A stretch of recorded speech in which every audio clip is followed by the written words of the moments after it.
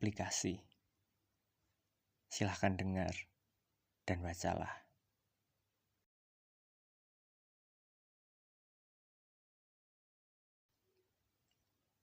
Pagi datang, mengetuk dengan salam hangat. Aku bangun, dengan harapan bisa melewati hari ini dengan baik. Hari di mana aku telah salah mengartikan sebuah sikap. Sikap dari sebuah makhluk yang memang tidak seharusnya menjadi tempat berharap.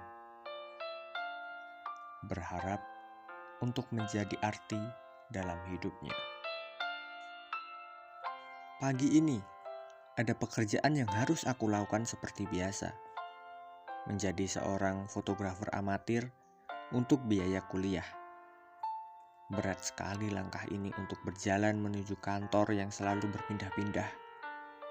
Rasa berat ini mungkin tidak berasal dari berpindah-pindah itu, tetapi dari kejadian 2 bulan lalu. Lagi apa lu, Wir? Panggil Arka, temanku yang dari tadi memperhatikan keseriusanku bermain gawai. Saat itu memang aku sedang sibuk. Bukan sibuk, tetapi menyibukkan diri dengan bermain aplikasi pencari pacar yang sedang naik daun. Ini foto asli apa enggak? Tanyaku kepada Arka tanpa menjawab pertanyaannya. Lagi main apa sih? Coba lihat sini. Arka turun dari kursi gaming yang sudah 2 jam ia duduki. Mungkin sekarang kursi itu masih hangat seperti roti yang baru keluar dari panggangan. Arka turun mengambil gawaiku, duduk lesehan di kasur kamar tidurnya, yang kebetulan juga adalah ruang kerja untuk kita berdua membuat foto atau video untuk klien. Oh, lagi main aplikasi cari pacar. Emangnya seorang Wira gak bisa cari pacar? Tapi informasi buat lo aja nih, karena udah tanya. Ada sih cewek yang pakai foto asli di aplikasi itu. Tapi itu 1000 banding 1. Kebanyakan sih pakai filter. Jawab Arka menggurui. Oh gitu. Responku singkat dengan masih serius memandangi aplikasi cari pacar itu. Ini cantik nih, kataku saat menemukan foto cewek berambut pendek, berfoto dengan background pantai di belakangnya. Palingan itu filter. Ya, tapi lumayan lah ini. Aku memencet tombol chat, lalu mengetik sebuah kata. Halo. Udah gitu aja. Aku matikan gawai dan melanjutkan kerja dari klien yang belum selesai.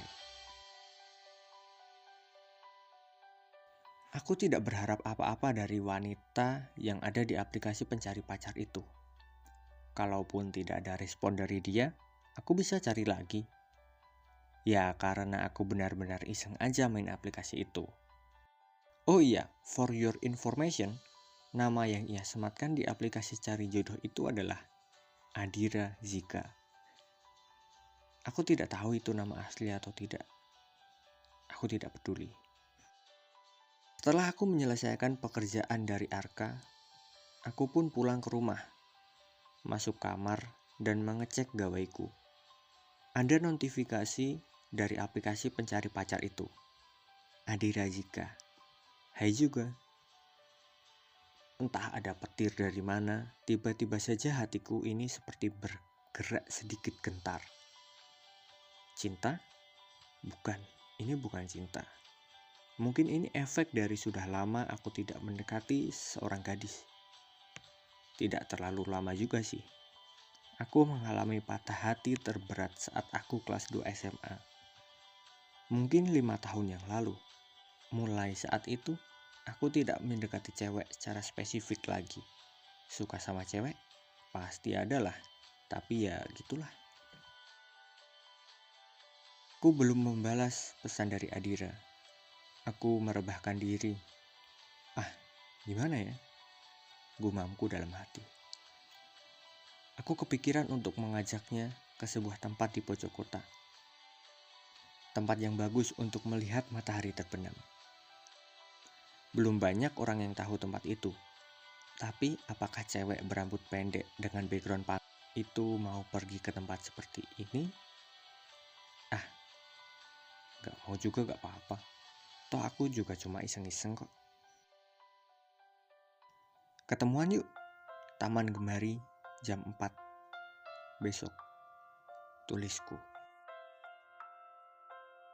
Waktu masih menunjukkan pukul 3 sore. Tapi aku sudah ada di gapura depan Taman Gemari. Biasanya kalau aku janjian sama Arka, aku selalu datang mepet. Saking mepetnya kadang malah sampai terhitung telat. Entahlah, kali ini aku tidak ingin wanita yang belum aku kenal ini menunggu. Aku masuk mencari sebuah bangku kayu yang dipasang melingkar mengelilingi sebuah pohon mangga. Aku lupa belum bertanya ke Arka, apakah hari ini ada pekerjaan atau tidak. Ya memang pekerjaanku dengan Arka sebagai fotografer itu tidak ada jadwal tetap, juga tidak ada gaji tetap. 1 jam sudah berlalu. Aku sudah menghabiskan 1 kentang ulir, atau di sini lebih terkenal jika diberi nama roll potato. Kenapa ya nama ke-Inggris-Inggrisan itu lebih menarik untuk orang umum? Entahlah. Ada 1 notifikasi masuk. Adira Zika. Kamu di mana? Pesan dari Adira atau Zika. Segera aku balas. Di bangku bundar, pohon mangga, dekat kolam. Tanpa menunggu lama, sesuai dugaanku ada wanita cantik datang dan aku sudah kenal dengan wajah itu. Wajah yang ada di aplikasi pencari jodoh, Adira atau Zika ini mungkin adalah wanita jujur. Mas Wira? Tanya wanita itu. Wira aja, kamu Adira atau Zika? Kataku. Bisa dua-duanya, terserah. Dira aja ya, kayaknya lebih enak. Apanya yang enak? Manggilnya. Jawabku gelagapan, menjawab pertanyaan tak terduga. Kalau orang lagi pertama kali ketemu itu ngapain ya biasanya? Ya paling ngobrol-ngobrol doang biar kenal lebih dekat, jawab Dira. Aku tahu tempat ngobrol yang enak sih, tapi kamu suka gak ya? Karena bukan kafe ataupun tempat elit gitu, cuma bangku yang menawarkan segudang ide. Misal aku ajak kamu ke sana, mau gak? Tanyaku yang sebenarnya kurang yakin dengan tempat itu. Karena dari tampilan Dira ini seperti cewek gaul dengan pakaian yang fashionable. Aku bahkan menebak kalau dia adalah model. Mau kok, aku malah lagi pengen cari tempat yang damai, yang enak buat overthinking gitu, jawabnya. Kami pun menuju tempat yang aku katakan tadi. Tempat itu memang dekat dari taman, berada di ujung kota. Tempat itu memiliki pemandangan sore yang indah. Tempat itu kurang diketahui oleh banyak orang. Lebih baik seperti itu, agar tempat itu selalu damai.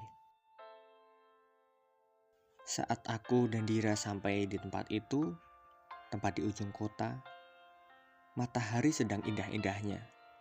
Sedang semangat-semangatnya mengeluarkan cahaya jingganya. Karena pemandangan yang sangat indah itu, Dira memintaku untuk memotretnya, dan dia memuji hasil jepretanku. Wah, pantas fotomu di aplikasi cari jodoh itu bagus-bagus, katanya setelah aku mengatakan jika pekerjaanku memang seorang fotografer. Setelah berfoto, kami ngobrol banyak hal, dan karena hampir gelap, kita memutuskan untuk kembali ke taman dan berpisah di situ. Waktu berjalan cepat. Ketika aku dan Dira sudah bertukar kontak sosial media, semakin sering bercengkrama di pesan singkat, bercengkrama di sosial media. Kami juga sekali 2 kali bertemu, hanya untuk mengobrol tentang kegiatan kami sehari-hari. Tapi itu hanya berjalan 2 minggu. Setelah itu, waktu berjalan begitu perlahan karena rasa bosan yang seiring waktu menghinggapi tanpa kabar dari Dira. Sebulan berselang, aku hanya tampak seperti orang tolol yang menunggu kabar darinya. Sedangkan dia membagikan foto-fotonya bersama pria lain di feed sosial medianya. Di tengah-tengah asiknya galau, Arka mengganggu dengan menelponku. Aku tahu jika Arka sampai menelpon, itu pasti ada pekerjaan. Dan benar, ada klien. Memotret sepasang pengantin. Aku pun mengiyakan ajakan Arka. Paginya, aku dan Arka berangkat menuju lokasi pemotretan sepasang pengantin. Dan betapa terkejutnya aku, ternyata pengantin perempuannya adalah Dira. Sapaku dengan senyum, melihat pengantin perempuan adalah wanita yang aku kenal di sebuah aplikasi.